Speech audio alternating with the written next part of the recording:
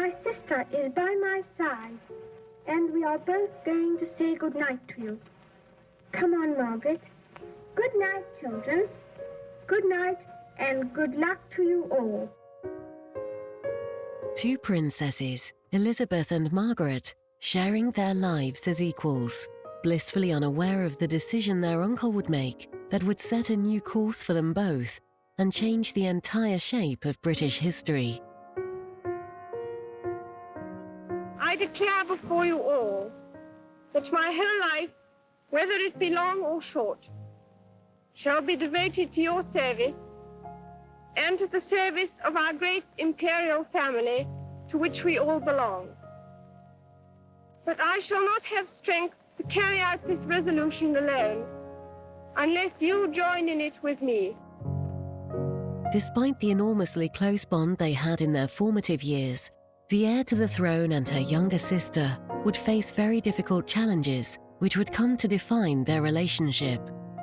The eldest sister would grow up to become the most powerful woman in the world and the titled leader of the British Empire.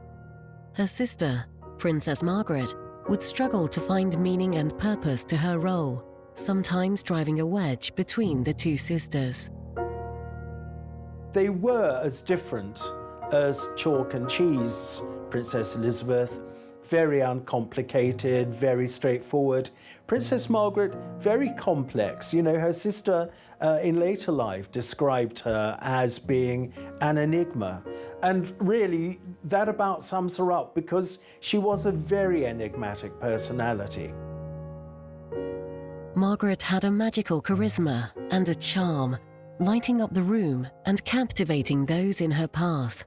Yet Elizabeth's exceptional dedication and attitude to the duties she inherited as she followed in her father's footsteps would have the nation's unwavering respect and love, a love which Margaret would come to envy.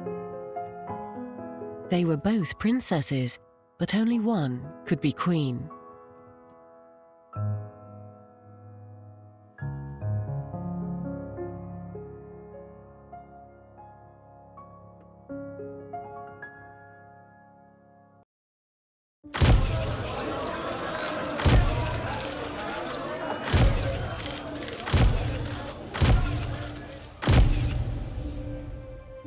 Scandal broke in British newspapers. King Edward VIII wanted to marry American divorcee Wallis Simpson, but Parliament could find no way to allow it. At the time, the rules were very clear. The monarch is the head of the Church of England, and it was simply untenable that the king could marry a divorcee. It was against the law.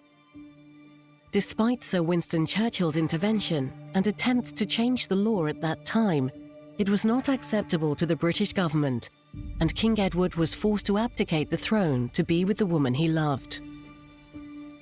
When their uncle, David as he was known to the family, otherwise King Edward VIII, abdicated, it was Princess Elizabeth who told Princess Margaret, and she said, "Uncle David's going away and Papa is to be king."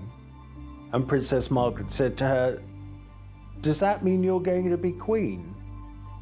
And Elizabeth said, "Yes, one day." And nothing more was ever said about it or between them. And Princess Elizabeth, as we know very well, is able to compartmentalize aspects of her life. So she realized, this girl of 10, that one day she would become queen. It came as a great shock to the royal household. Elizabeth and Margaret's father, King Edward's younger brother, Prince Albert, was to become King George VI. His was the first voluntary abdication in 1,000 years of British history, an abdication he explained to his far-flung empire in the most dramatic and heart-rending farewell ever broadcast. But you believe me when I tell you that I have found it impossible to carry the heavy burden of responsibility without the help and support of the woman I love. On the 10th of December 1936, Prince Albert watched as his older brother signed the abdication notice.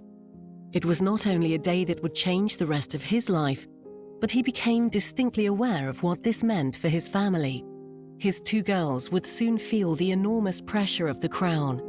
It was his job to make sure Elizabeth was prepared for the task she would undertake when she eventually succeeded him, and to teach Margaret the importance of her support to Elizabeth. Things did change for Princess Elizabeth as heiress presumptive, because it was felt that on an educational level that she needed higher education, particularly when you think of the British Constitution and matters like that, that it was now crucial that she should be very well aware of. And so she was given this additional instruction by the then Provost of Eton College, Sir Henry Martin.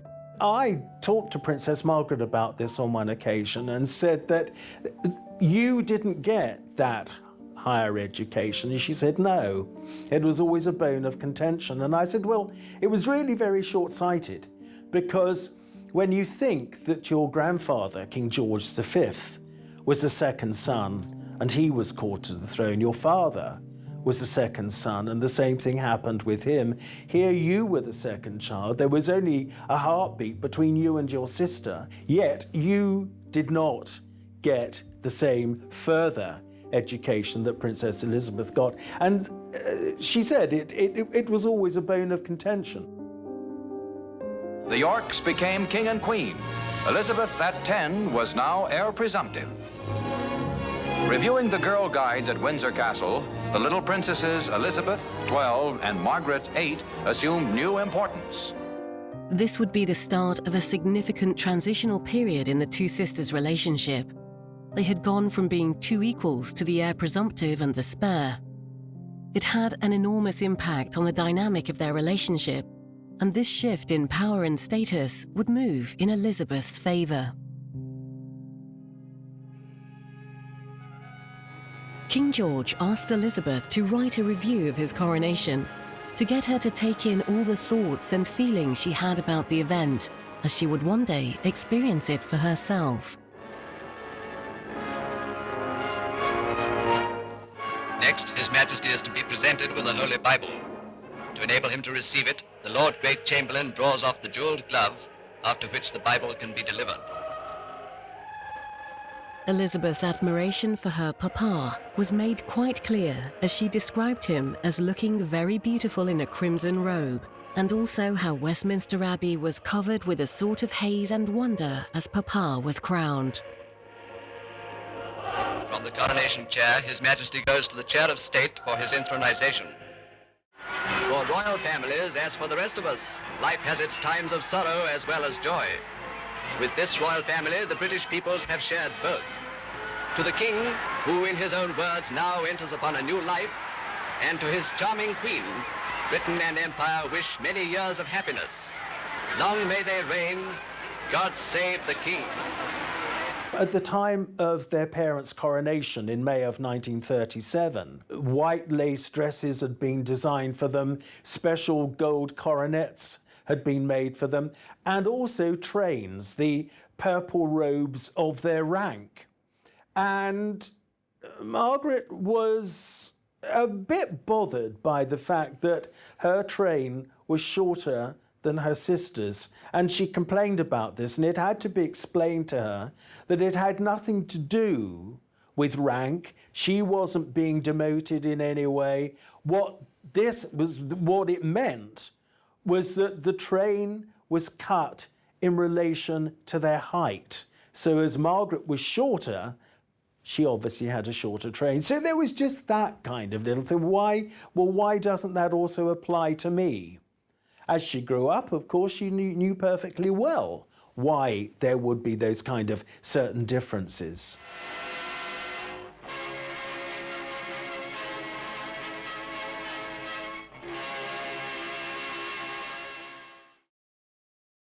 Queen Elizabeth is one of the most well-known women in history. She is the longest reigning British monarch and head of the Commonwealth, encompassing over 50 countries. She has a real and substantial influence on the world, But before the abdication, she thought she would lead a relatively normal life. Princess Elizabeth had a very, very happy childhood. She was born in 1926 in the centre of London, in Bruton Street, and it was 6 weeks before the general strike, so it was a time of great political turbulence. But there was still great excitement about this new royal baby, and people were really interested in the royal family, although they never thought that she would be, you know, an heir to the throne, because at the time everyone loved the Prince of Wales. Princess Margaret was born in 1930, and Elizabeth looked after her. She was always really kind to her little sister, a beautiful little sister, and they had a very, very close relationship. They looked after each other, but obviously Elizabeth was the eldest, and so she kind of took charge of her little sister. But they were dressed identically, which must have been quite difficult for Elizabeth, but that's how royal families dressed in those days. Her younger sister, Princess Margaret, became her best friend and confidant as a child. They grew up in a relatively stable and mundane family dynamic. Their mother and father were very hands-on parents, and they spent a great deal of time together. It was a seemingly blissful life, with privilege, but very little in the way of the pressure they would later face. King George VI, he always referred to himself, his wife, and 2 daughters as us 4. And they were a royal family within the broader royal family. But because they never anticipated their ranks and their position and their responsibilities changing, they anticipated carrying on as being this very close-knit, very loving us 4, you know. So Princess Margaret and her sister did have hugely enjoyable and very loving childhood. When they were children, Princess Elizabeth and Princess Margaret, of course, they had, apparently Princess Margaret had a pretty good left hook. So, you know, and Princess Elizabeth would sometimes complain, Margaret always wants what I want. So I think, you know, what you actually see there between the 2 of them is sibling rivalry, you know, as there would be with other children, other sisters, other brothers. It's, you know, it's something that one always has to remember, is that essentially these, you know, they may have been princesses, they may have been royal, but they were also human. And, you know, and this was the tone of their lives, that they were very, very close.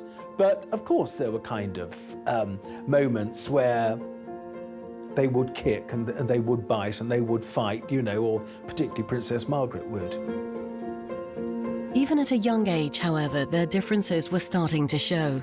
Sir Winston Churchill described Elizabeth as a character. She has an air of authority and reflectiveness astonishing in an infant. 4-year-old Elizabeth is said to have said, "I've got a baby sister, Margaret Rose, and I'm going to call her Bud." When asked why, she said, "Well, she's not a real rose yet, is she? She's only a bud." Little did she know how apt her comments were, and how her sister would later blossom into a beautiful woman. Because there was this incredibly strong, loving bond between Princess Margaret and Princess Elizabeth, that there was always that support there throughout their lives. You know, they were as different as chalk and cheese, Princess Elizabeth, very uncomplicated, very straightforward. Princess Margaret, very complex. You know, her sister in later life described her as being an enigma. And really, that about sums her up, because she was a very enigmatic personality. I don't think Princess Margaret consciously lived her life thinking of the differences between her and her sister. It wouldn't have made any sense for her to have done so. But it has been said that she was jealous of her sister. Well, I always counter that by saying, given how close they were always throughout their life. You know, even if it was just to say hello, they talk on the telephone every day. It's very difficult to maintain that close bond, as well as being jealous of somebody. In 1940, Hitler began to bomb England. Thousands of children were evacuated, among them Elizabeth and Margaret, now 14 and 10, who were sent up the Thames to a safer haven. Well, the outbreak of World War II affected the British royal family hugely because they were right up there at Buckingham Palace, which was a big target for the German bombers. But they decided that they would not leave the country, they would stay there with their people, and but they obviously had to look after their two daughters. Elizabeth and Margaret eventually stayed at Windsor Castle for 5 years, while the King and Queen went to London during the week, and they wanted to be visible to their people, so they would go round the bombed areas, you know, and meet the people. And obviously the King became very involved with the troops, and he would go and visit the troops. So they were a very big part of the sort of PR war effort. What tragedies, what horrors, what crimes has Hitler and all that Hitler stands for brought upon Europe and the world? Of the 500 German planes that came over that day, more than 1/3 were shot down. In the 28 days of terror from September 7th to October 5th, the Nazis dropped 50 million pounds of bombs on the city, killed 7,000 helpless civilians, and wounded 10,000 more. Bombs fell on Buckingham Palace,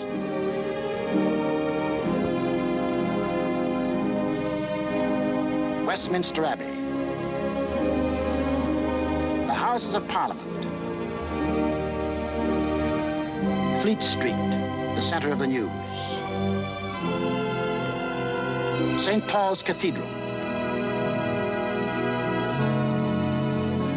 Bombs blasting the historic past out of the lives of Englishmen. The two sisters' favourite fun activities to entertain themselves and their family was to put on pantomimes, and it was here that Margaret discovered her ability to perform, and she began to shine. She took all the attention, and Elizabeth was pleased to stand back and let Margaret enjoy the spotlight. Well, in October 1940, the King and Queen paid a visit to the BBC, and the chairman of the BBC asked them if there was any chance that perhaps his eldest daughter might contribute to the children, the evacuees, who were in Canada, Australia, North America. There were a lot of them there. And they had a program called Children's Hour, which was embryonic then. And they asked the King if he would consider allowing his daughter to do it. Well, of course, she was thrilled to do it and practiced very, very hard. And eventually, aged only 14, gave this extremely professional speech to the children that were separated from their parents. 5 famous little hearts are stirred as the Dion Quince listened to a broadcast from London by Princess Elizabeth, a message of cheer to children of the Empire. My sister is by my side, and we are both going to say good night to you. Come on, Margaret. Good night, children. Good night, and good luck to you all. Because Princess Elizabeth, always thinking about her younger sister, she brought her younger sister in at the very end and said, "Come on, Margaret." And "Come on, Margaret" became a catchphrase in America. The speech went down an absolute storm in America. And it was like headline news in the New York Post, you know, that this princess had given this speech to the evacuees. So, and also politically, it was a very good thing because, of course, Churchill was trying to get the president, Roosevelt, you know, to enter into the war you know, to support us. So anything that we could do was a good thing. The Battle of France is over. The Battle of Britain is about to begin. Hitler knows that he will have to break us in this island or lose the war. Let us therefore brace ourselves to our duty, and so bear ourselves that if the British Empire and its Commonwealth last for 1,000 years, men will still say, this was their finest hour. It was a difficult few years for Britons and the two princesses, but they kept each other company and enjoyed their time in Windsor Castle. Like many other British children, they spent a lot of time apart from their parents. Elizabeth and Margaret were true wartime children, and growing up in a time of austerity, even as princesses, would impact them for a long time to come. They took part in the government's Dig for Victory campaign, growing their own vegetables to help fight the food shortages.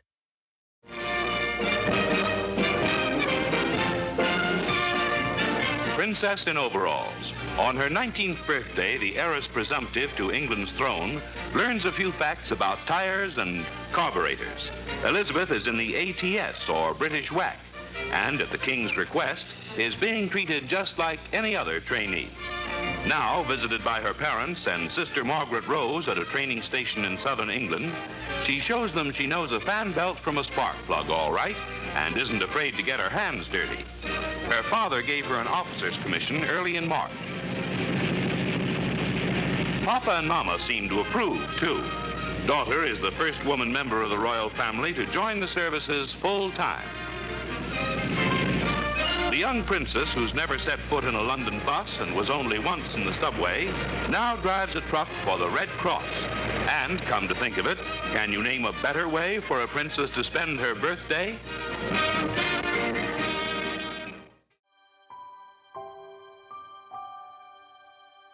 Her father's trust and belief in Elizabeth became quite clear, as when he went to tour the Italian battlefields during the war, he named her as a Councillor of State, which meant she could represent the UK when he was away or unable to do so. Elizabeth is the last surviving head of state to have served in World War II. Princess Margaret, being a few years younger than Elizabeth, became a girl guide and later joined the Sea Rangers. Princess Elizabeth and Margaret Rose are successful contestants in this horse show near London, while war rages a few miles away. Once again, the horse is king for a day, and even their majesties look on. I think that living 5 years of your childhood somewhere would give you either a loathing or a deep affection for a place, and I think that is definitely where the Queen sort of fell in love with Windsor Castle, which is still supposedly to be her favourite official home. Hostilities will end officially at 1 minute after midnight tonight, Tuesday, the 8th of May. We may allow ourselves a brief period of rejoicing. Today is Victory in Europe Day. Tomorrow will also be Victory in Europe Day. God save the King.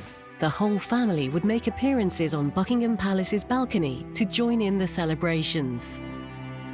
The two princesses pleaded to join in the celebrations outside of the palace, and they were allowed to sneak out and take part. Years later, Elizabeth spoke of this time and said she wore her ATS uniform and pulled her hat over her face, hoping not to get spotted. She said, "We stood outside and shouted, 'We want the king!' I think it was one of the most memorable nights of my life."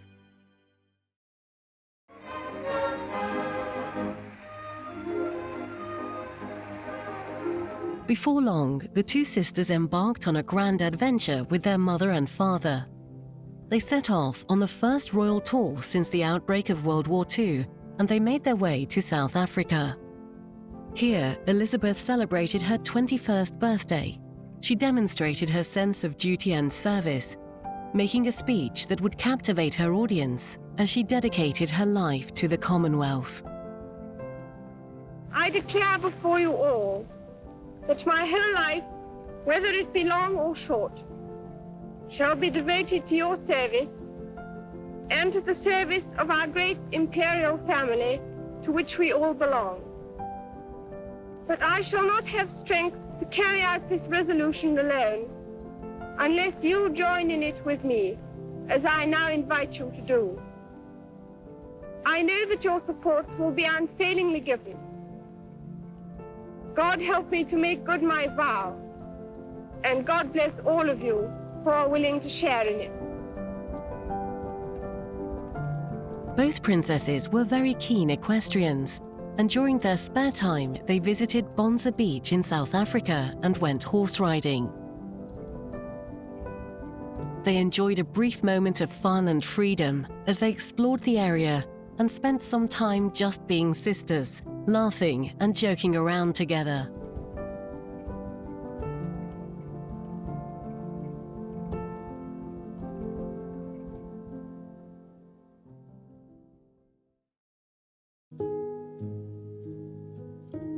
Elizabeth knew her role in life.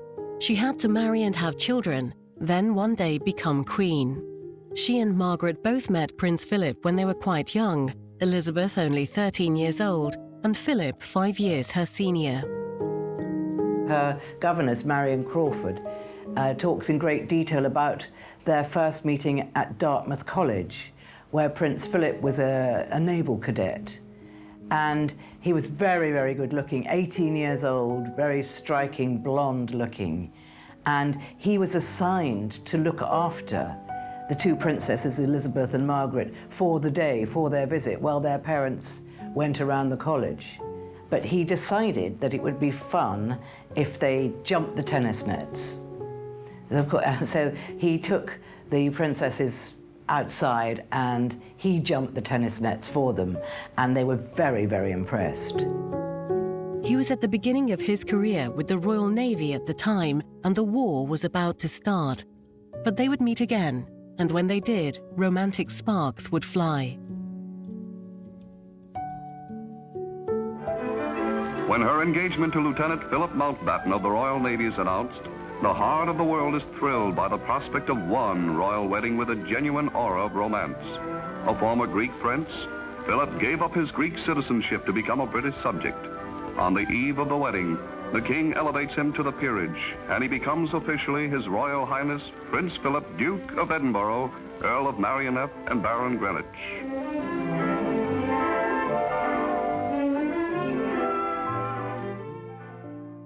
Well, when Elizabeth and Philip got engaged, they decided that because London was ravaged by war and a lot of the buildings were absolutely rubble, and there was unemployment, there was rationing, it was in a really bad place, the government or the king thought, well, let's have a very quiet wedding at St. George's Chapel, Windsor.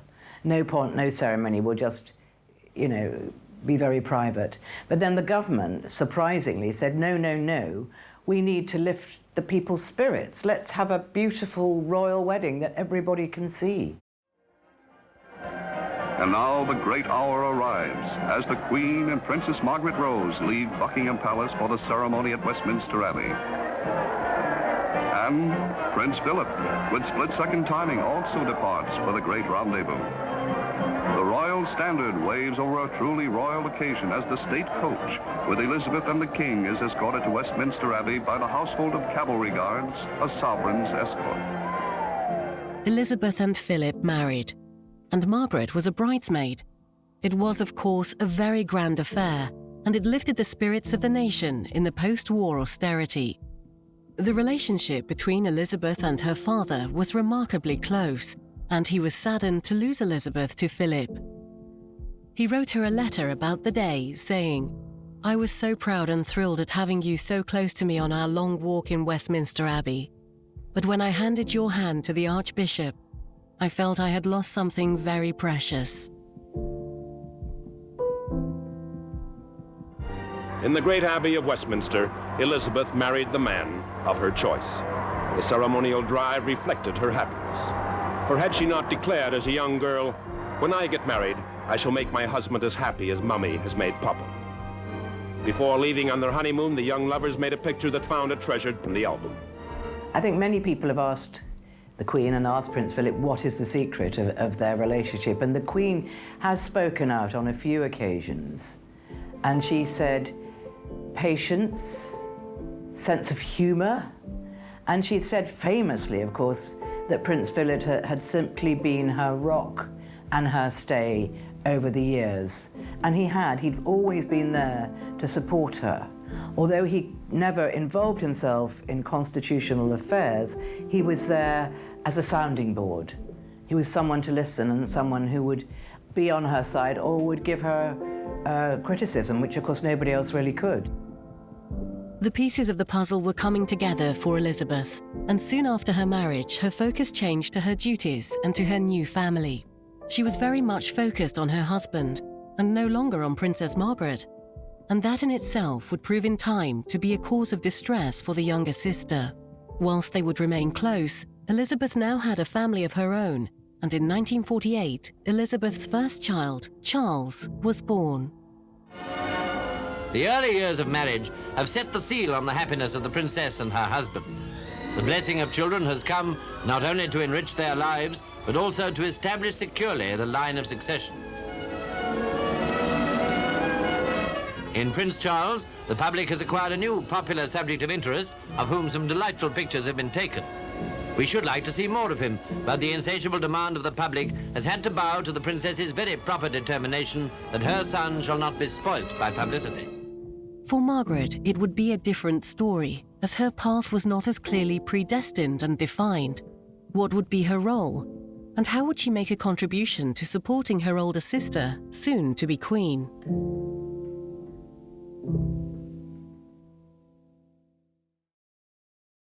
It was in Kenya, at the Royal Hunting Lodge, that the news of the king's death reached his daughter. When she returned from a night in the forest, it was to learn that she is now the queen, acceding to her father's throne immediately. There is no break in the continuity of the British monarchy. It was her own decision to return at once to London. To both the girls, this was a day that would be truly devastating.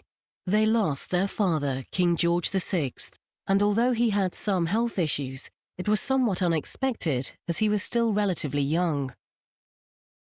The rulers of our land meet to welcome the new queen. There too, the Duke of Gloucester, her uncle, and the Lord Chancellor. The Premier and Mr. Attlee, leader of the opposition, are agreed in this great moment of our history. Her tour of the Commonwealth cancelled. The princess we knew as a girl and watched in the even growth of her stature comes back to meet her ministers as queen over the great lands that for 15 years acknowledged her father as head.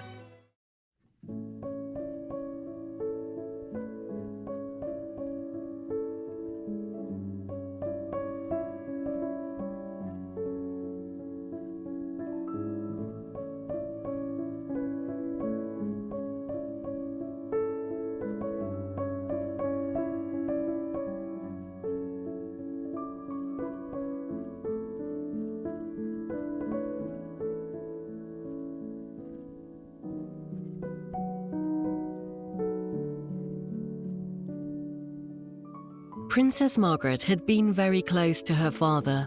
King George VI is known to have said, "Lilibet is my pride, Margaret my joy." He had adored her.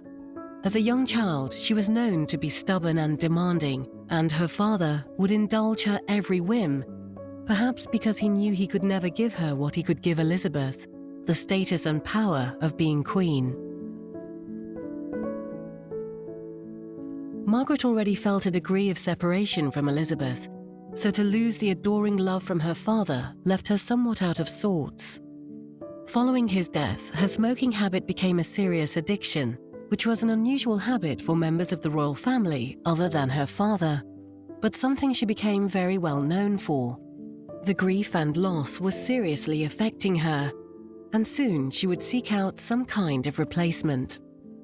For Princess Elizabeth, though also in grief, his death came with an even more significant burden. She was described as remarkably stoic upon hearing the news whilst on tour in Africa. She thought she would have more time to prepare for the throne and learn from her father, but it was her duty to step up and follow in his place. It also cut short the one time in her life that she and Philip could be an almost ordinary family. The time they had spent in Malta whilst Philip was a serving naval officer was a tremendous period of normality for the young couple, but their life was going to change forever. For Elizabeth and Margaret, this would be the moment of the most significant shift in their relationship. Elizabeth takes complete control and authority. Margaret must play second fiddle. For someone born to shine in the way Margaret was, it must have felt like a great sacrifice and sadness.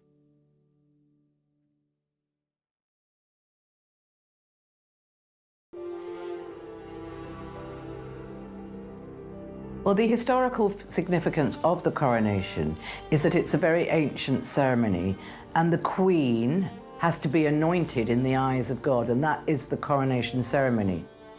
She sits on the throne in a very simple white linen dress, and she has holy oil put on her forehead, and that makes her queen in the eyes of God, which is why she always said in all her speeches, you know, I will rule and I will do my duty, and as long as I'm fit and able to do so. And it was televised because Prince Philip pushed the idea that it would be a great thing for the country and the Commonwealth and the world even to have this ancient ceremony televised. Well, when the Queen came to the throne, she was only 26, and Churchill made the remark to his private secretary, but she's a child. But she wasn't a child. She was very sophisticated and mature mentally, and it was a man's world, and you know, women were really subservient in those days, and the Queen was walking into this world of men who were all much, much older than her. And also she hadn't really, you know, been taught. She said there was no way to be taught. All she did was she watched what her father did and followed him. So of course the court was very old-fashioned and very stuffy, you know, because it was really her father's court. Queen Elizabeth's coronation was truly the event of the century. She was, by that time, filling her father's shoes, and Britain had grown an enormous amount of love and respect for her. She appeared dutiful and stoic, taking on her roles and responsibilities quite naturally. She was crowned queen on the 2nd of June 1953, and the event televised, even after pushback from Prime Minister of the time, Sir Winston Churchill. Though all eyes were on Elizabeth that day, Margaret garnered some attention as she accidentally revealed a new romantic interest in a very telling act of affection. She began brushing off some lint off the collar of a man called Group Captain Peter Townsend, thereby attracting the very keen attention of the press on what they perceived to be a very controversial relationship.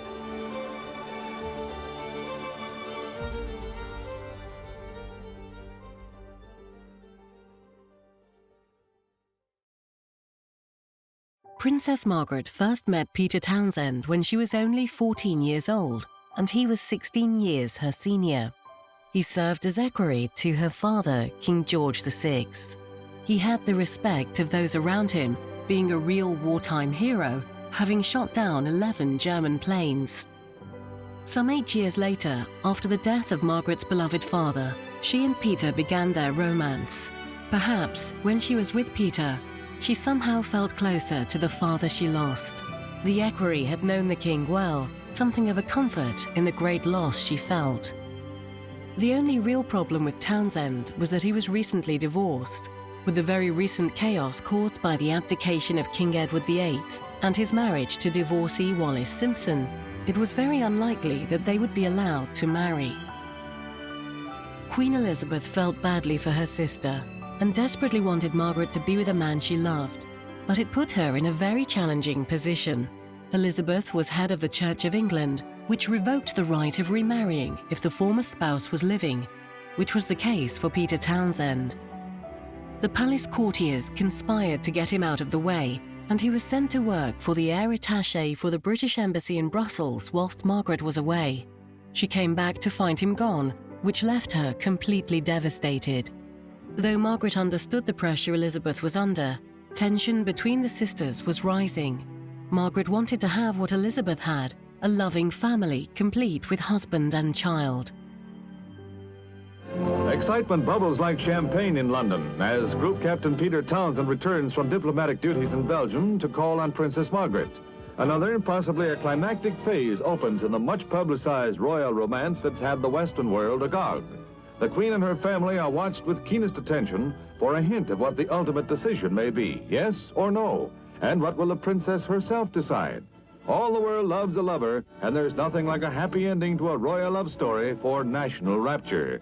Britain watches with breathless anticipation an exciting week that reunites the sweethearts, brings the captain to dinner at the palace, and closets the royal family with the Archbishop of Canterbury, main opponent of the marriage. Captain Townsend seems unruffled by the tension, but the consensus is something definite had better happen soon, or an overwrought nation may just give way. However, they figured out a way to overcome the rules. Once Margaret reached the age of 25, she could petition the Privy Council, and they could allow her to marry and keep her royal title and allowance without the need for permission from the Queen.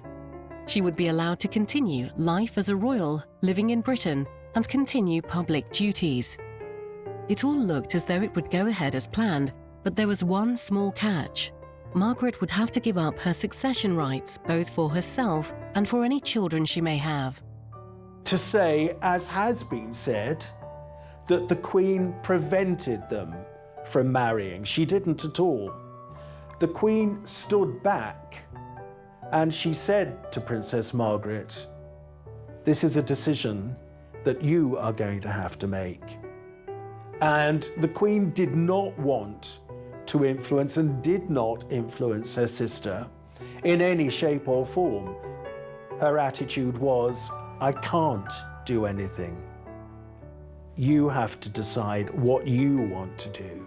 I have been aware that, subject to my renouncing my rights of succession, it might have been possible for me to contract a civil marriage. But, mindful of the Church's teaching that Christian marriage is indissoluble, and conscious of my duty to the Commonwealth, I have resolved to put these considerations before any others.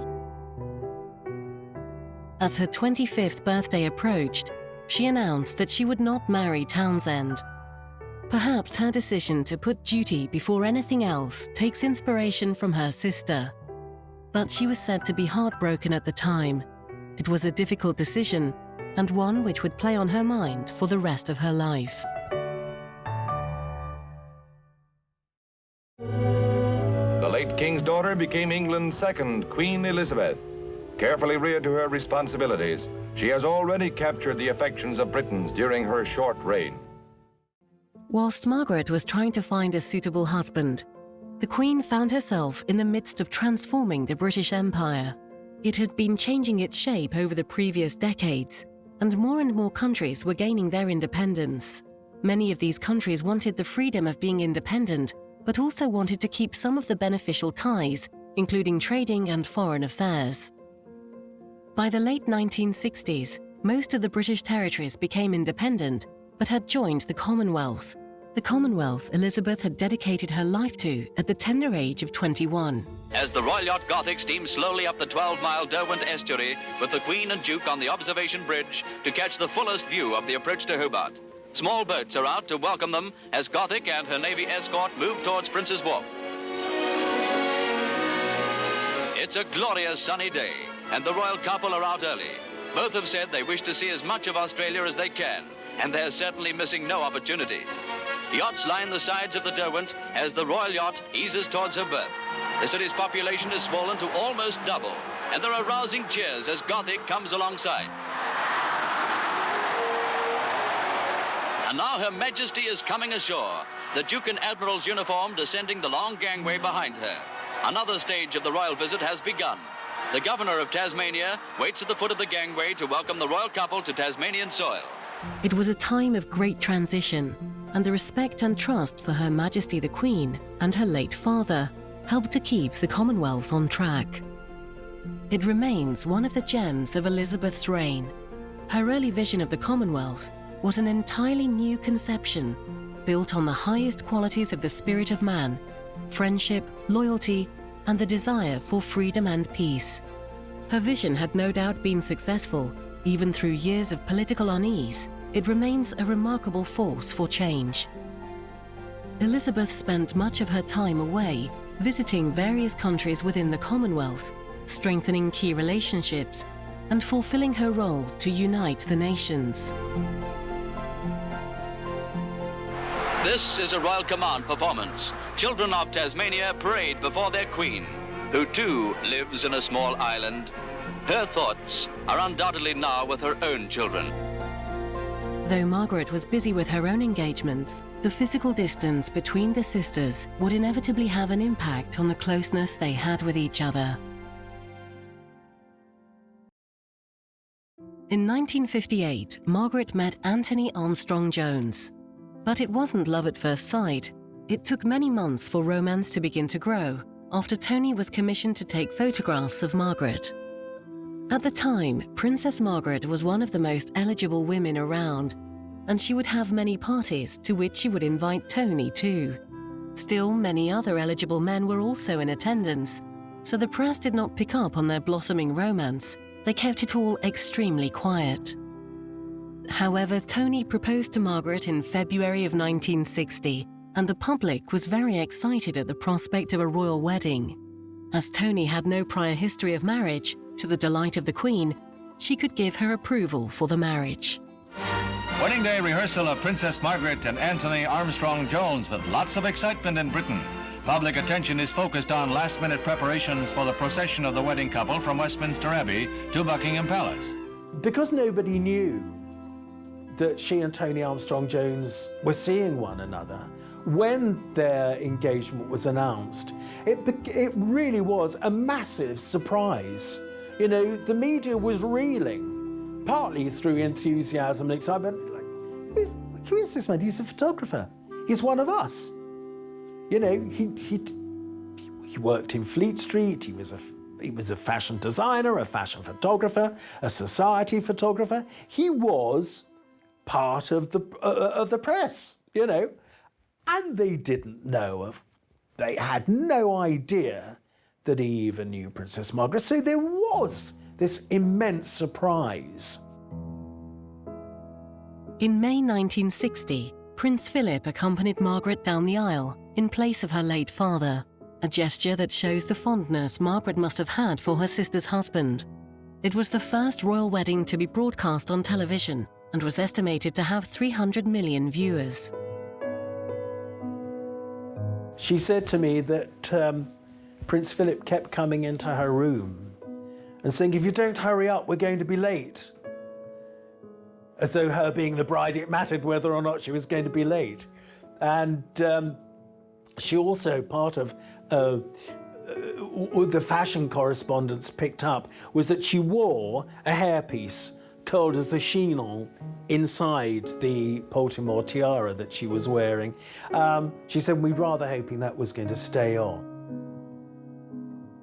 Margaret and Tony would have 2 children. David was born in November 1961 and Sarah in May 1964. They led a fascinating life, full of glamour and parties and lots of exciting and important people.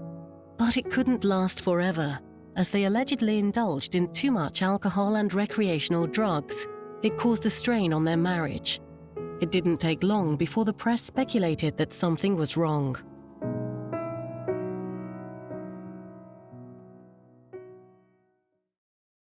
Tony and Margaret would, however, cause a great deal of controversy with the British people during the tour of the US. In 1965, they traveled around America, meeting with politicians, as well as the Hollywood elite. Quite famously, during their visit to the White House, Princess Margaret would dance with President Johnson, which was said to be very well received, but the visit was seen as scandalous by British people, costing over £30,000. She was banned from visiting again for any official trip for many years to come. In 1960, Margaret was gifted some land on a small island in the Caribbean called Mustique. She built a beautiful home there and would regularly visit for some sense of privacy, and whilst her sister was away on tours. The wheels were falling off her marriage, and both she and Tony began to have affairs. It was the affair with the landscape gardener Roddy Llewellyn that the press first discovered. 5 months after they had met, Margaret invited him to stay with her in Mustique, and their relationship continued for quite some time. Meanwhile, Tony was having an affair with Lucy Lindsay Hogg, but both maintained to the outside world that they were still in a happy relationship. In 1976, Margaret's affair was made public after the Sunday newspapers obtained photographs of the princess and her lover in Mustique. The Queen was said to be most unimpressed, and they agreed to announce a separation immediately. In 1978, they divorced, and Princess Margaret became the first senior member of the royal family to divorce in 400 years. Most families' paths meet and separate throughout their lives, with circumstances sometimes forcing them apart, yet it is so often tragedy or crisis which brings them together again. Elizabeth was very supportive during the divorce. Margaret's children would often stay at her sister's to make things as easy as possible for Margaret. Margaret and Roddy remained close for some time, but he grew bored and moved his attentions to Tatiana Soskin, and she is said to have been very accepting and gave them her blessing. She was known for putting on a brave face, but it must have been a great shame for the princess to lose that kind of love from her life. They did remain good friends and would often come round to dine with the princess. The Queen and Roddy never really spent any time together, and the affairs created many problems for her. Still, upon Margaret's death, the Queen is said to have admitted to Lady Anne Glenconner, who introduced them, that she was pleased she introduced the two of them, and that Margaret could have that kind of love in her life. Margaret gained back the respect of the public in her charitable work, being patron or president of more than 80 organisations. She focused on activities and well-being of young people and caring for sick people. In the arts, she loved music and ballet and became the first president of the Royal Ballet, with the Queen serving as patron. In 1992, the Queen would go through what she would refer to as her annus horribilis. It would be a year that would cause her a great deal of stress and strain, as her son, Princess Andrew, would separate from his wife, Sarah. Her daughter, Princess Anne, would divorce from Captain Mark Phillips. Diana, Princess of Wales, publicly revealed the problems with her marriage to Prince Charles, and they would also separate. And to cap it all, Windsor Castle caught on fire. Princess Margaret was extremely supportive to the Queen, helping her through what was an extraordinarily tough year in Elizabeth's life. Princess Margaret had been having some significant health problems, many with similarities to those of her father, King George. She had surgery to remove part of her lung, just like the King. Princess Margaret died on the 9th of February 2002. To the Queen, this was a devastating loss. I know the whole country will be deeply saddened by Princess Margaret's death. She will be remembered with a lot of affection. Before she was ill, in the last few years, she gave a great deal of service to the country, and our thoughts are obviously with the Queen Mother, and with all the royal family at this difficult time.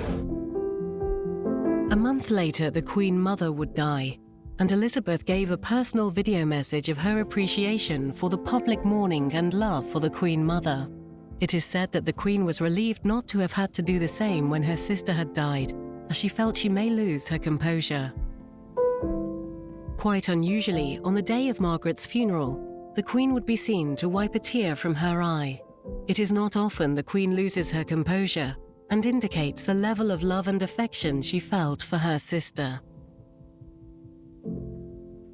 The Queen was very, very close to her mother and her sister. So for both of them to pass away within 2 months of each other was, a sort of double shock for her. She was still, full of grief. Elizabeth and Margaret had a complex relationship, as most sisters do. They would disagree often and have different ideas about what the monarchy needed to look like and how they should behave. But every step of the way, Princess Margaret remained fiercely loyal to the Queen and was immensely proud of what she had achieved. And the Queen wanted nothing more than her sister to have a happy and fulfilling life. Many years ago, their father said with deep affection, "Lilibet is my pride and Margaret is my joy." Had he lived to see their relationship evolve, his feelings would only grow because of the extraordinary women they both became and the remarkable lives they led. And through everything, the closeness they kept as sisters.